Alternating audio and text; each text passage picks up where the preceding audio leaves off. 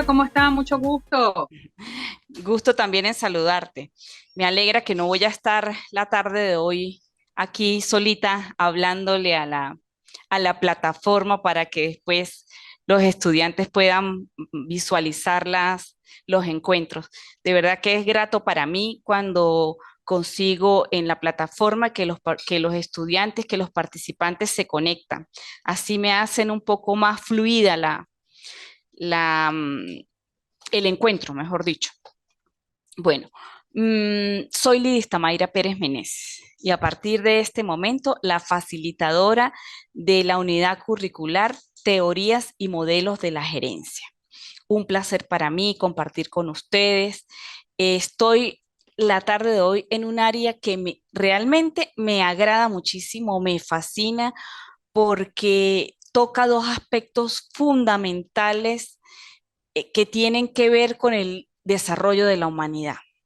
Uno, son las organizaciones y dos, es el propio actor y protagonista de todo lo que sucede en el mundo, que es el ser humano.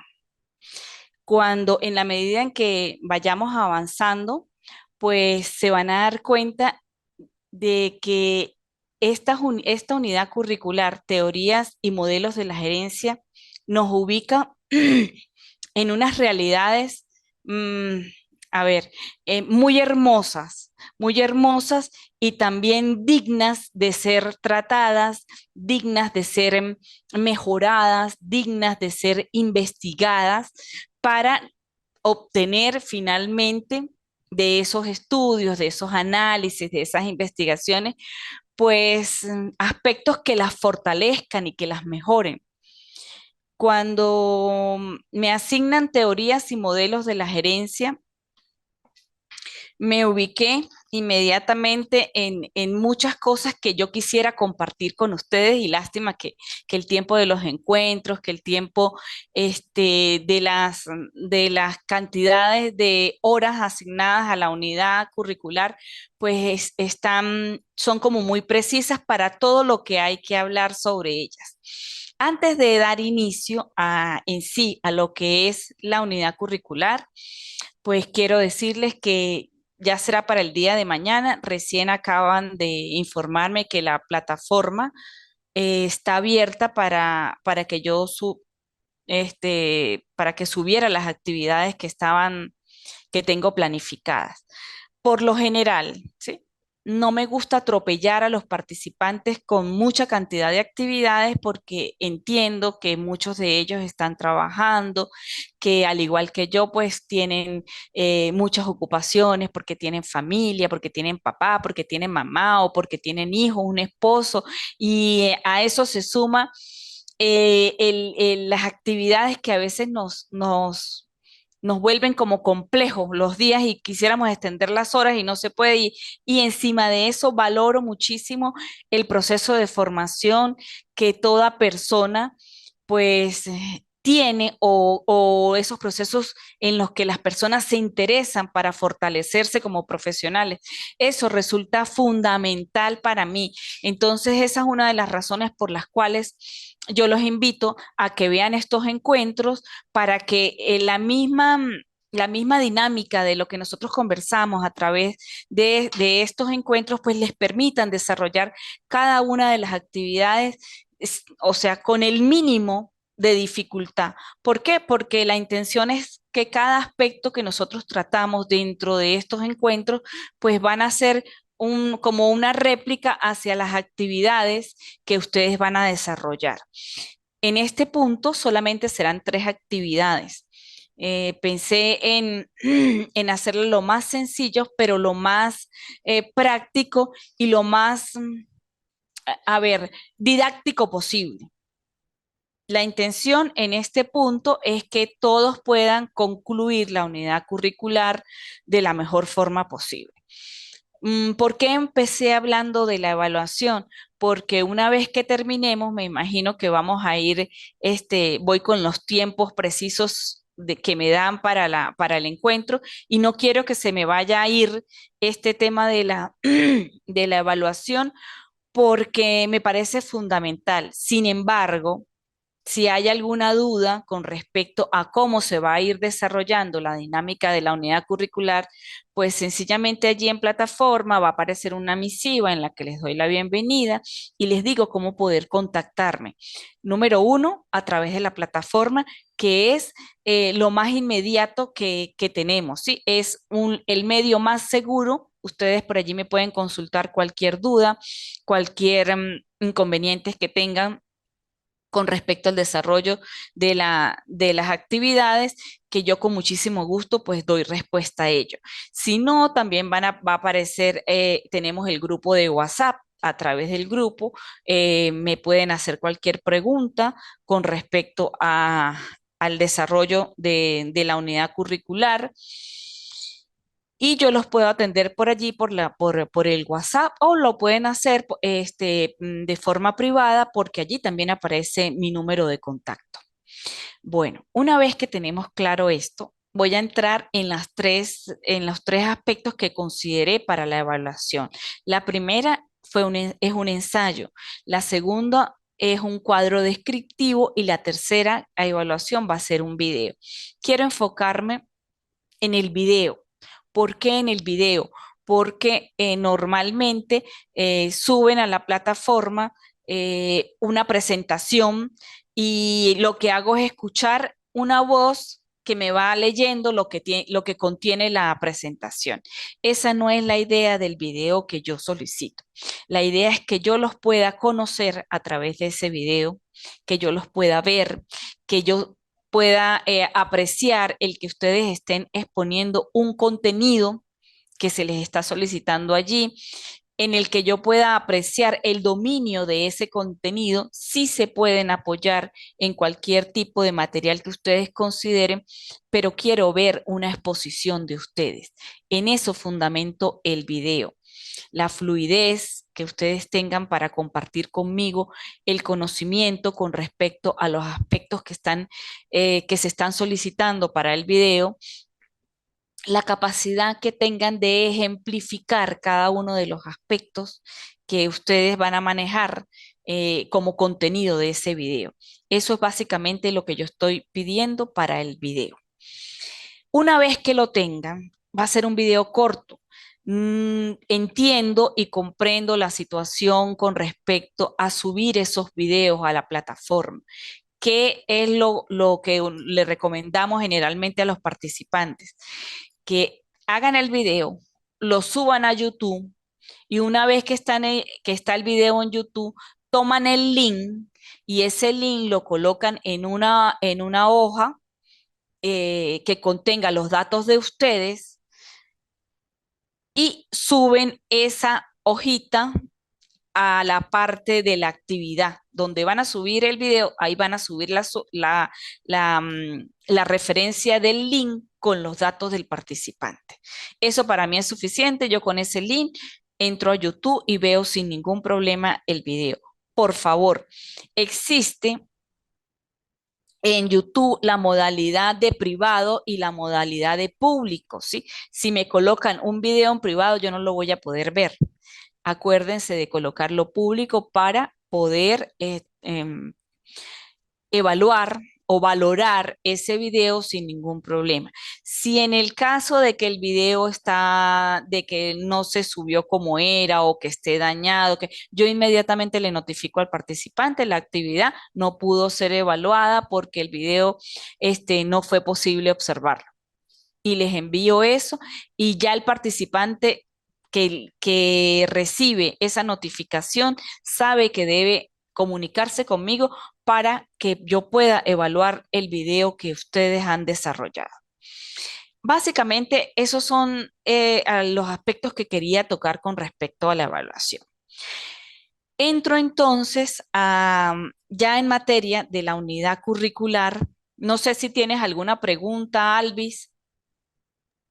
Estoy clara, profesora. Bueno, Entiendo, ya yo he subido videos y sé cómo es la dinámica. perfecto. Me alegra muchísimo entonces. Bien, vamos entonces a entrar ya de lleno a la unidad curricular y aquí quiero comentarles algo que tómenlo mucho en cuenta. Esta unidad curricular tiene muchísimos aspectos y les decía al principio, aspectos dignos de ser investigados. ¿Por qué? Porque toca temáticas, toca fundamentos, toca aspectos, toca problemáticas que nosotros vivimos día a día dentro de los contextos organizacionales, independientemente de la naturaleza del contexto en el que nosotros trabajemos. Allí, en esas organizaciones, surgen muchísimas cosas que tienen que ver, muchísimos aspectos, muchísimos problemas, muchísimos elementos que nos sirven a nosotros y que son necesarios evaluar para mejorarlos. ¿Qué quiero decir con esto y por qué llamo la atención en este punto? Porque muchos de los temas que nosotros vamos a tratar aquí son cosas que pasan en la cotidianidad de las organizaciones. Sí, son realidades que nosotros vivimos constantemente y esas realidades nos permiten a nosotros desarrollar cualquier tipo de investigación. Siempre les digo, ojo con esto. ¿Sí? Nosotros a través de esta unidad curricular podemos apreciar muchas de las cosas que difieren entre el ser y el deber ser de una organización con respecto a su forma de administrarse, con respecto a la forma de actuar de la gerencia, de los gestores, de los gerentes, de los administradores. Cuando nosotros empezamos a ver que hay diferencias entre el ser y entre el deber ser, entonces allí tenemos un punto que podemos finalmente tratar o trabajar como un proyecto de grado finalmente cuando ustedes terminen todo su proceso de formación de la escolaridad, que ya entren en los trabajos de grado, se van a acordar, es que en la unidad curricular tal, la profesora dijo que esa materia contenía muchísimas cosas que nos servían como punto de referencia para nosotros poder investigar. ¿Sí? Y se van a dar cuenta. ¿Por qué? En primer lugar, porque, por ejemplo, esta materia nos ubica en un contexto teórico sobre la gerencia.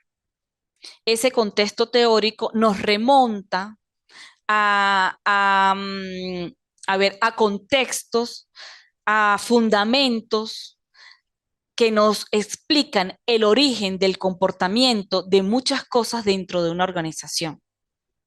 Esos fundamentos que finalmente son la base en cualquier investigación, que es la parte de las teorías, el origen de un objeto de investigación.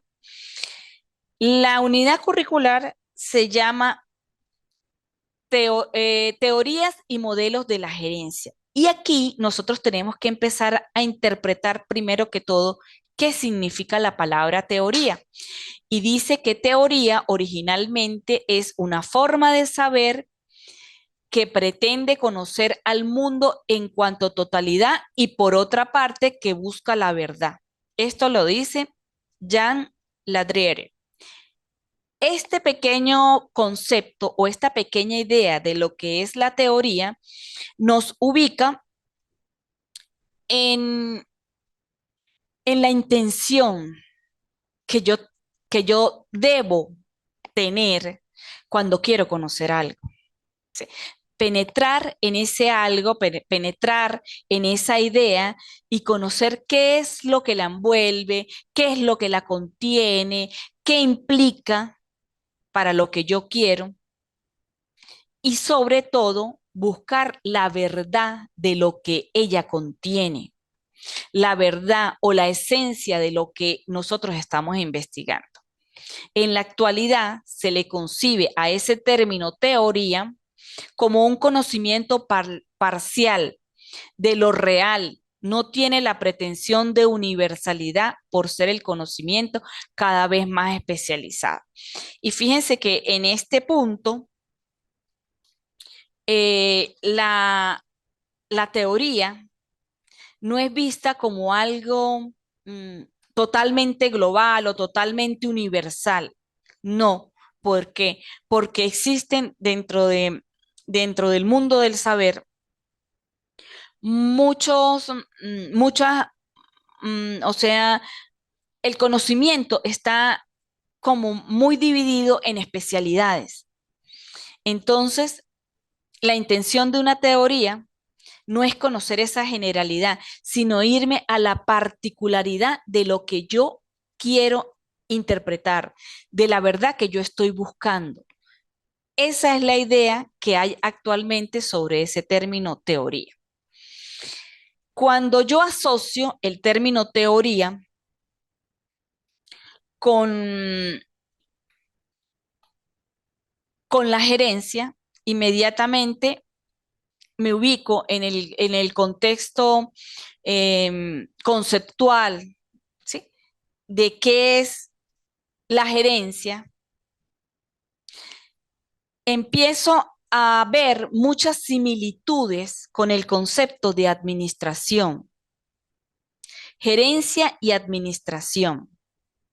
Cuando yo hablo de administración, me dice básicamente que es un conjunto de procesos que se aplican en un contexto organizacional y que buscan en cierta medida darle orden a ese contexto. Sí, de allí que se hable de los procesos de planear, de organizar, de dirigir, controlar el uso de los recursos para lograr los objetivos organizacionales. Esto lo dice Chiavenato. Esta misma idea de administración es la misma idea de la gerencia, pese a que si ustedes me preguntan a mí, doctora, ¿es sinónimo administración y gerencia? Y yo les diría en cierta medida sí. ¿Por qué? Porque la administración me incluye procesos y más que todo se enfocan en el trabajo interno de la organización. La gerencia aplica lo mismo dentro del contexto interno, pero también se enfoca en el contexto externo. Y si retrocedo un poquito, un buen una buena administración me estudia el contexto interno y me estudia el contexto externo. Entonces, ustedes mismos de, eh, creen el concepto que para ustedes implica la gerencia. Si nos vamos a la parte documental, vamos a encontrar que básicamente por muchos autores hablan de que son sinónimos. Y yo diría que sí son sinónimos dependiendo de la, a ver, como de la aplicabilidad del término que yo esté pretendiendo sobre la gerencia y sobre la administración. Se dice que la administración y también la gerencia es una ciencia compuesta de principios, técnicas y prácticas cuya aplicación a conjuntos humanos permiten establecer sistemas, relaciones de esfuerzo cooperativo, a través de los cuales se pueden alcanzar propósitos comunes que individualmente no se pueden lograr en los organismos sociales. También se dice que es la coordinación de hombres y recursos materiales para la consecución de objetivos organizacionales, lo que se logra por medio de 4 elementos: dirección hacia objetivos a través de gente, mediante técnicas y dentro de una organización. También se dice que es el proceso de planear, organizar, dirigir, controlar el uso de recursos para lograr objetivos organizacionales. Estos 3 conceptos que están aquí me definen lo que es administración, lo que es gerencia. Existen en esos elementos, en estos 3 conceptos, aspectos comunes, ¿sí? Hablamos de un contexto organizacional, hablamos de orden, hablamos de dirección, hablamos de objetivos, ¿sí? Hablamos de personas, de ese capital humano que es lo fundamental, es el componente que por naturaleza debe existir o tiene que existir para que exista realmente una organización. Si no está el componente humano, pues no está ese componente que nosotros estamos buscando, que es el contexto organizacional. ¿Sí? Uno genera al otro. Bien, la administración es un concepto definitivo, o la gerencia es un concepto definitivo que incluye cuatro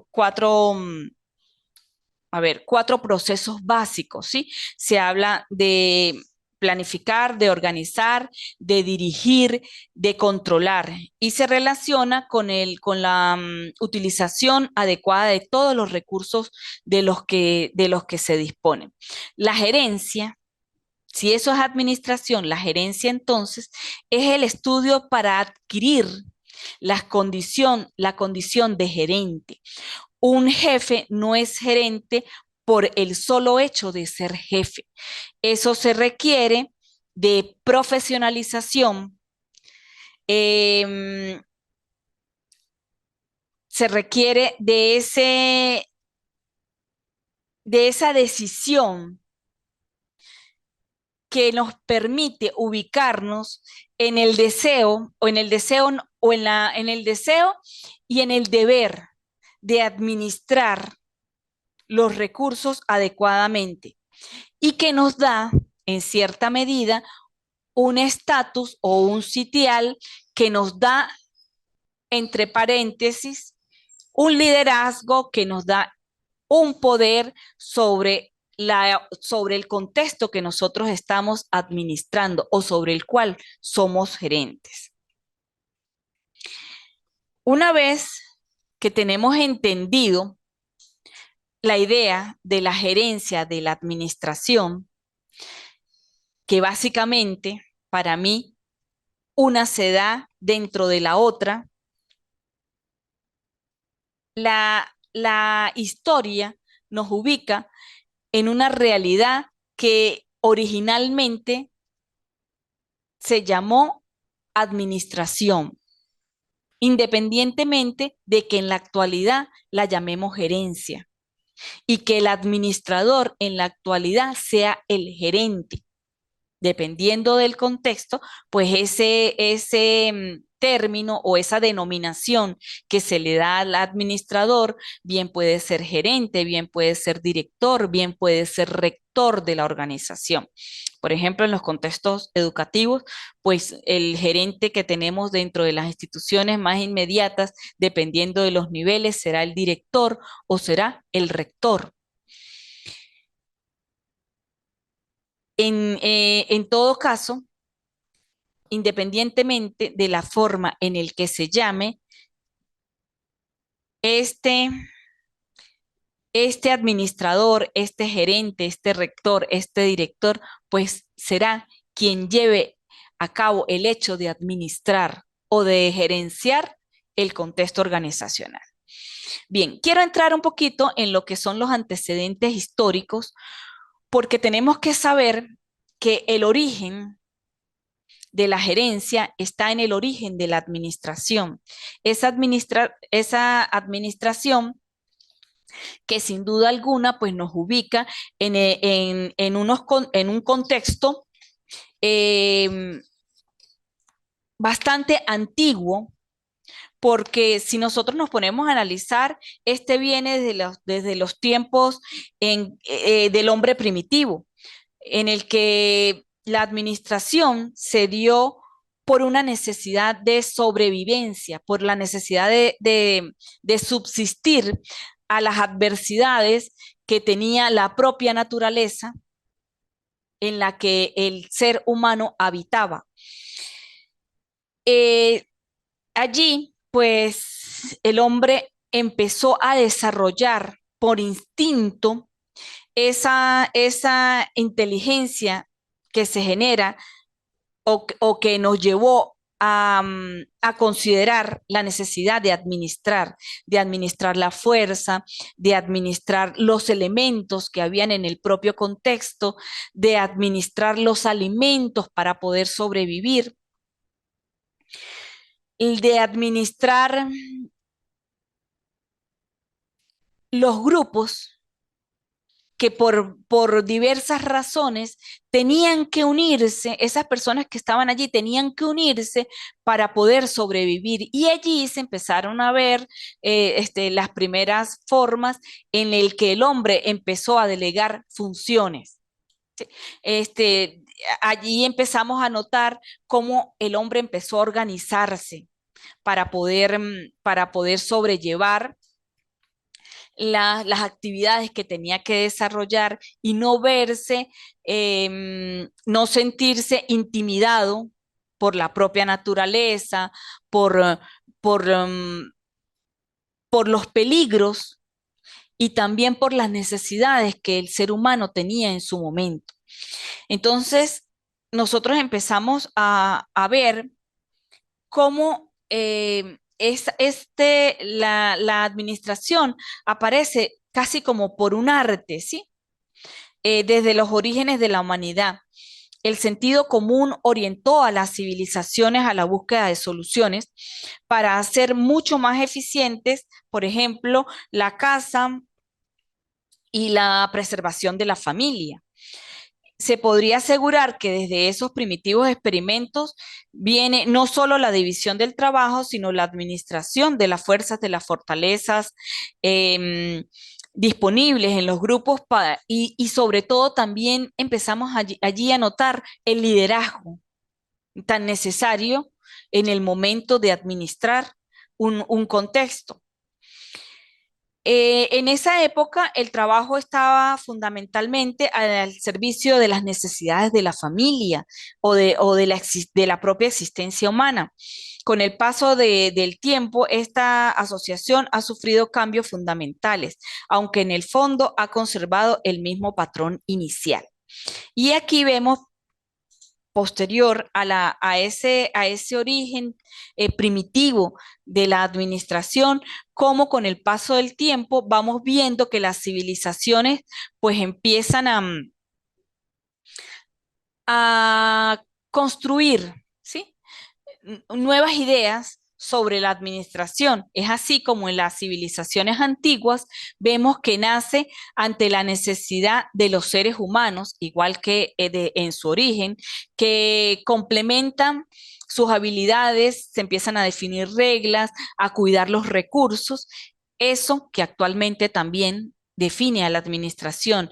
Existe formación y avance de las civilizaciones. Eso lo da la esencia de la administración. Nuevas circunstancias a las que se enfrentan es otra de los aspectos que hace que la administración surja y empiece su proceso de desarrollo y evolución a lo largo de la historia.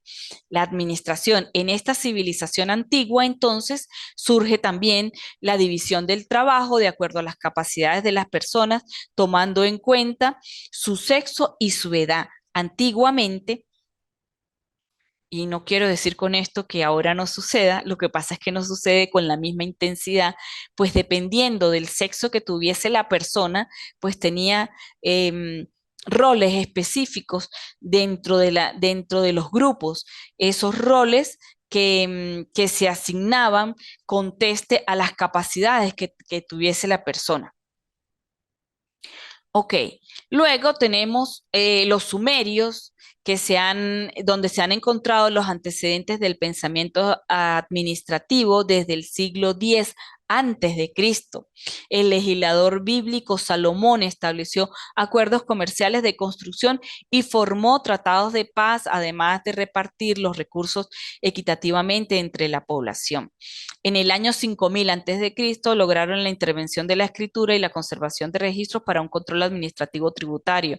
Se forman jerarquías entre maestros, artesanos, obreros y aprendices. Surgió la estratificación laboral con la aparición de grandes templos y los palacios emergen, los primeros centros administrativos. Fíjense que como desde la época de los sumerios, antes de Cristo, nosotros empezamos a ver cómo el propio orden y el desarrollo de las civilizaciones empieza a demandar todos estos aspectos que demarcan, que demarcan la administración. Por ejemplo, como la división del trabajo, como por ejemplo el reparto de los recursos, como la conservación y el registro de aspectos de documentos que permiten controlar en cierta medida lo que se hace. ¿Sí? Y entonces allí empezamos a ver la valoración o la evaluación de los costos, por ejemplo.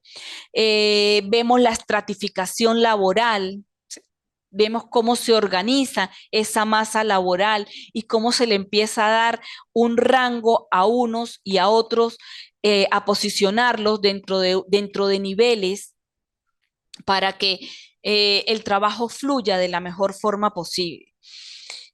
Posteriormente, entramos en Egipto y en Babilonia, en Egipto con la aportación que fueron o que se dio a raíz de ese surgimiento de las pirámides y con ello la capacidad de planear, de organizar y de controlar miles de trabajadores y recursos para la construcción de sus monumentos. Cuando yo pienso en una pirámide, me imagino inmediatamente, o sea, la capacidad que se requería de esa persona o de ese grupo de personas que administraron en ese momento esos recursos, tanto humanos como materiales, que hicieron posible la construcción de esos monumentos, de esos de esas obras tan majestuosas que hoy día se le atribuyen a cualquier cantidad de fenómenos o cualquier cantidad o hay sobre ella cualquier cantidad de ideas que dicen cómo posiblemente se construyeron esas pirámides en unas épocas en las que no se conocían ni las herramientas, ni la gente tenía las habilidades que tienen en la actualidad para desarrollar ese tipo de estructuras. Posteriormente, Babilonia, con la elaboración de las leyes de carácter mercantil, allí ya se hablaba de ventas, de préstamos, de contratos, sociedades, acuerdos y pagaré. Allí emerge esa famosa ley de Hammurabi, del rey de Babilonia, los registros en tablillas como un medio de control. Fíjense que ya en esta época hablamos de control. Encontramos el código de Hammurabi vigente en el periodo 2000 y 1700 antes de Cristo. Fue un instrumento que permitió definir los salarios mínimos, permitió el control, los depósitos y las responsabilidades comerciales. Para el año 604 antes de Cristo, Nabucodonosor implementó los controles de producción y pago, así como los incentivos de salario. Fíjense que como pese a las épocas en que venimos hablando de la administración, ella sigue estando tan vigente con las mismas ideas, con la misma esencia que tuvo originalmente. También China hizo sus aportes en el año 500 antes de Cristo. Los escritos de Mencius y Chop denotan que los chinos estudiaban principios de comportamiento sobre organización, planificación, dirección y control, conocimiento de conceptos tales como organizaciones, funciones, cooperación, procedimientos para mejora de eficacia y técnicas de control. Y alrededor de 2350 y 2256 antes de Cristo, el emperador Yao hizo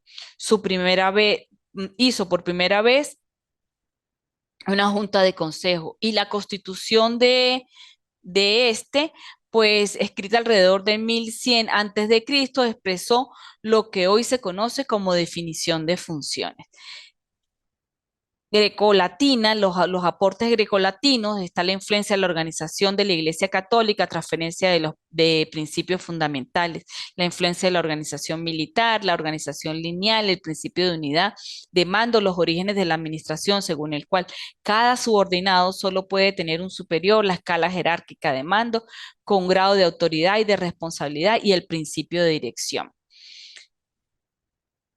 Tenemos el aporte de Grecia, lograron la capacidad para administrar las operaciones de compañías comerciales, desarrollaron un gobierno democrático que contenía un proceso administrativo. En esta civilización donde se encuentra el origen del método científico, descubren los criterios de investigación e introducen la ciencia y la educación en la administración. Fue en este segmento de la historia que Platón aportó la primera teoría sobre la especialización y división del trabajo. Sócrates, por su parte, hace mención a las posibilidades del administrador respecto a la administración del recurso humano. La India, alrededor del 321 a.C., su aportación define la ciencia de la política y social económica del Estado, donde se detallaban las obligaciones del rey y sus ministros y consejeros. Se hace referencia a las organizaciones de los negocios, leyes, tribunales, gobierno municipal, costumbres sociales, el matrimonio, el divorcio, los derechos de las mujeres, ingresos, impuestos, minas y factorías, mercados, entre otros. Se busca agrupar todos los aspectos objeto de lograr el éxito de la política, aunque fue señalado como un elemento que no tenía compasión humana y mucho menos moralidad. En Roma, la mayor aportación que se le conoce es el de administrar una población de aproximadamente 50 millones de personas por medio de estrategias de control y administración como la que se aplicó en el año 284 después de Cristo por Diocleciano.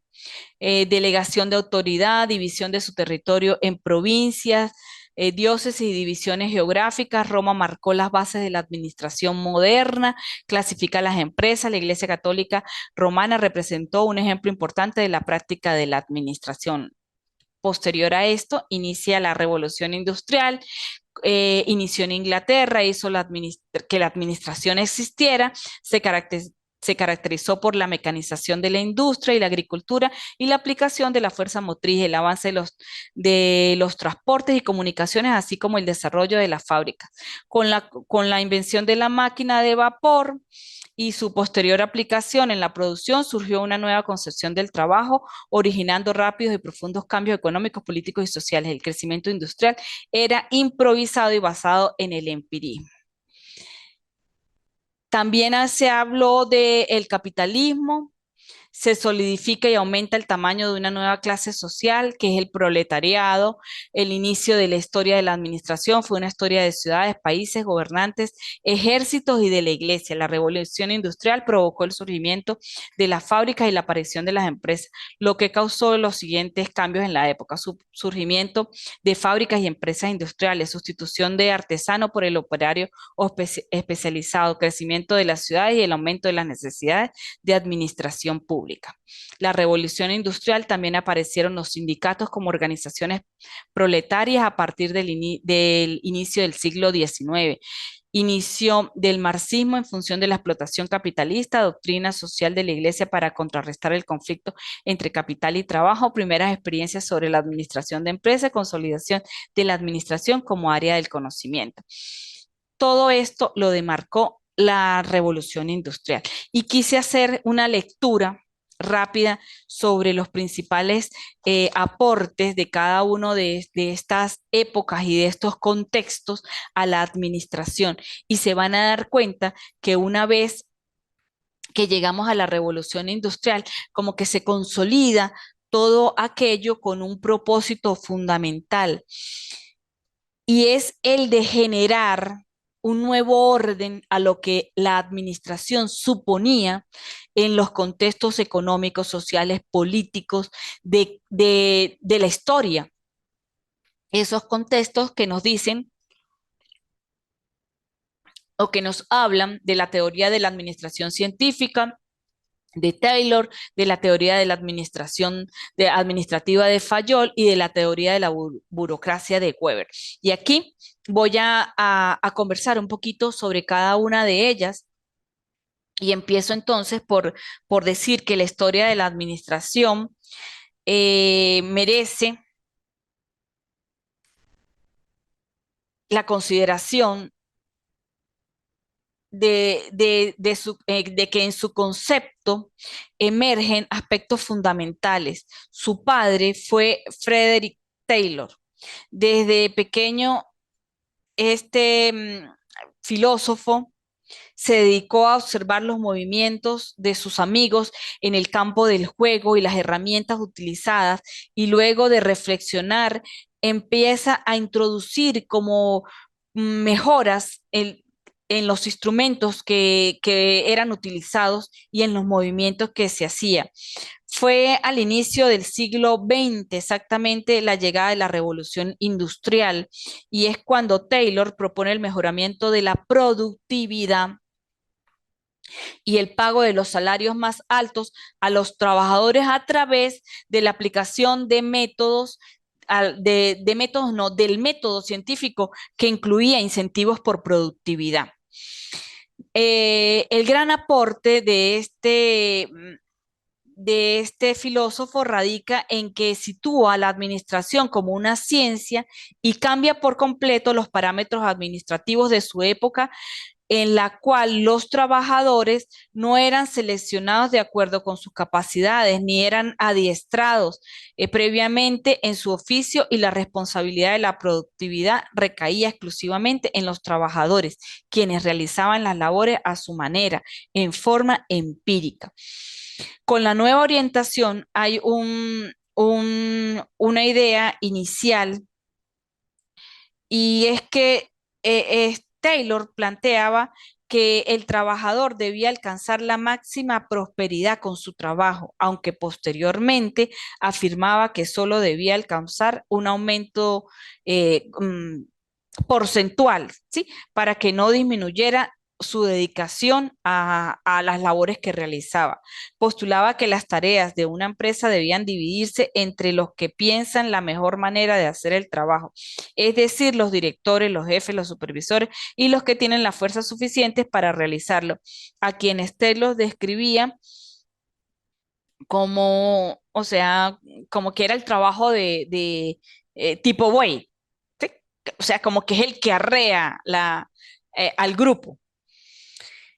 Eh, fue, eh, fue posterior a estas primeras revelaciones que hizo Taylor, cuando aparece Henry Gann, que fue discípulo de Taylor, con quien trabajó durante muchísimos años, más o menos alrededor de 14 años, y se especializó en el uso de técnicas gráficas para la organización del trabajo. Y allí entra lo que nosotros conocemos como ese famoso diagrama de Gantt, que es un planificador de actividades. Eso fueron los aportes de la teoría de la administración científica. Posterior a esto aparece la teoría, la teoría administrativa de Fayol. Y Henry Fayol, considerado por muchos como el verdadero padre de la administración industrial, perdón, de la administración. Él desarrolló trabajos en una industria, pero solo fue reconocido o sea, como décadas después de que él lanzó sus primeros aportes con con la, sus primeros aportes de la administración, que lo hizo en Francia más o menos como alrededor de 1916. Posterior a eso fue que él es reconocido como lo conocemos actualmente. La teoría clásica de la administración se diferencia de la teoría científica en que ésta hace énfasis en las tareas que realiza el obrero, mientras que la clásica relata además la estructura que debe tener la organización para lograr la eficiencia de los procesos. Eh, Fayol hace aportes bien importantes eh, sobre la administración. Él considera la universalidad de las tareas administrativas, ya que la administración sirve para toda clase de situaciones y personas. Plantea los parámetros administrativos de planificación, organización, dirección, coordinación y control. Dividió las actividades industriales en 6 grupos técnicas, comerciales, financieras, de seguridad, contables y administrativas. A pesar de los grandes cambios conceptuales y prácticas gerenciales que han surgido en el mundo de la administración durante todo el siglo pasado e inicios del presente, los principios de la administración de Fayol siguen estando vigentes. Con esos mismos principios, nosotros seguimos laborando y haciendo que los contextos organizacionales fluyan de la mejor forma posible, haciéndolos eficaces y eficientes.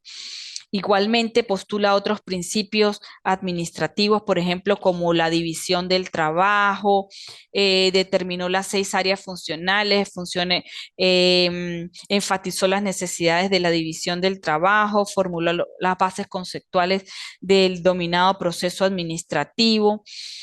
Como nosotros vemos, Fayol fue un gran padre de la administración y dio muchísimas luces sobre cómo se debían llevar estos procesos y orientó a través de diversos principios cómo podía funcionar la organización de la mejor forma posible y cómo la podíamos hacer eficaces y eficientes.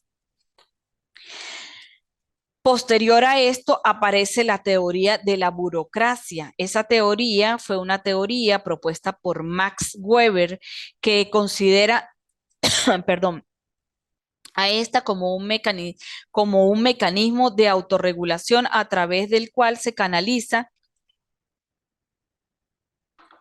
y coordina la acción racional, cuyo objetivo es satisfacer los intereses de las partes interesadas. Fíjense que cuando nosotros hablamos de burocracia, muchas veces se malinterpreta el término y se le acuña cuando, por ejemplo, entramos a algún contexto en el que hay muchísimos trámites que efectuar para llegar a nuestro objetivo final.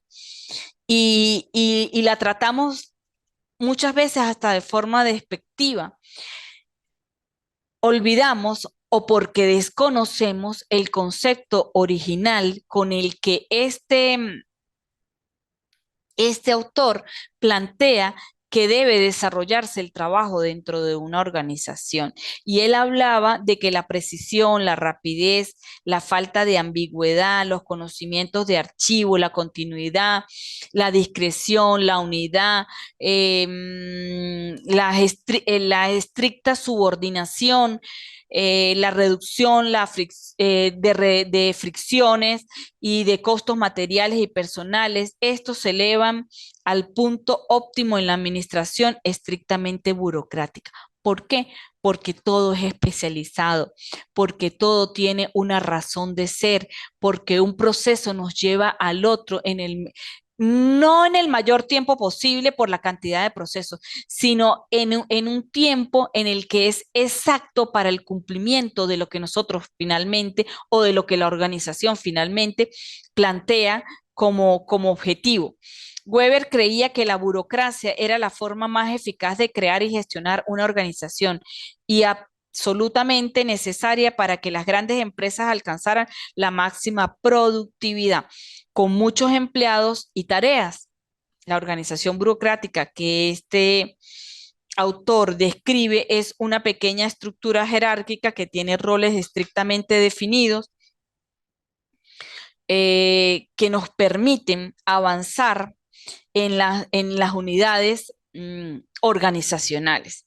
Weber no incluye la organización informal en su tipo ideal de burocracia. Las personas son vistas como seguidores de reglas, como seguidores de procesos que finalmente no tienen por qué estar en una interrelación constante, interactuando socialmente, sino que se deben a las tareas que desarrollan, a los procesos que debe contener el éxito de cada una de ellas.